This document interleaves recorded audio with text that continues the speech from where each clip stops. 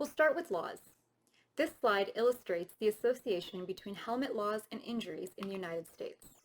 The graph compares the rate of injuries and deaths among motorcyclists in states with full laws about motorcycle helmets, which require universal use, and partial laws, which only cover certain populations. These are compared to the rate of injuries and deaths in states with no law about helmet use. On the x-axis is the year, and on the y-axis is the rate of head injuries and deaths per 10,000 motorcyclists. As you can see, motorcycle helmet laws are associated with a lower rate of head injuries and deaths. The bottom line shows the injuries and deaths in states with full or universal laws, and it's clearly lower than the other two lines. In fact, the two dotted lines, which represent head injuries and deaths in states with partial and no helmet laws, are nearly identical. It appears that a partial law is no better at preventing injuries and deaths than no law at all. Let's look at regulations. Regulations are usually passed by agencies that are empowered by existing laws. In this example, we're looking at regulation of tobacco sales in South Africa. In 1994, the South African government passed the Tobacco Control Act. And in 1995, it passed an act titled Regulations Relating to the Labeling, Advertising, and Sale of Tobacco Products. These regulations were under the authority of the Tobacco Control Act.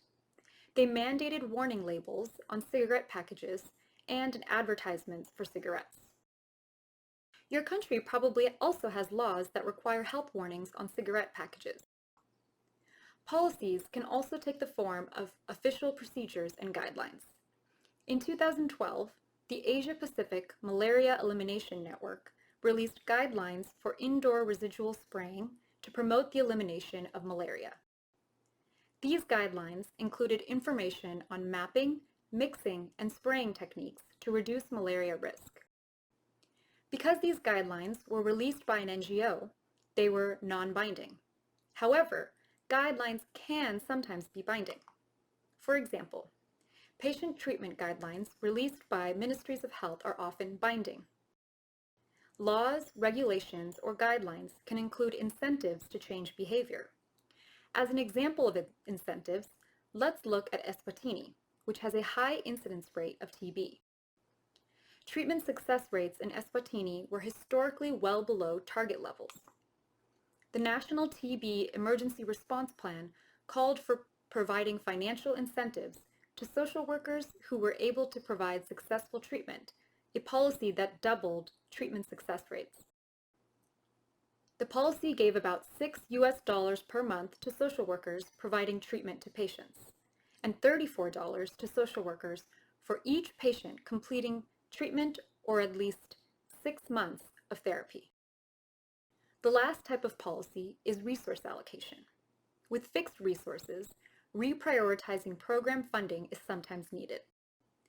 Let's look at an example from Nepal. Non-communicable diseases, or NCDs, accounted for 60% of premature deaths in Nepal in 2011.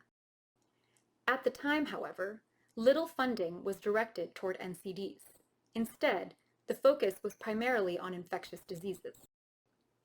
To address this changing burden of disease, the World Bank and other partners developed a policy brief that recommended several policy options to reallocate resources towards NCDs.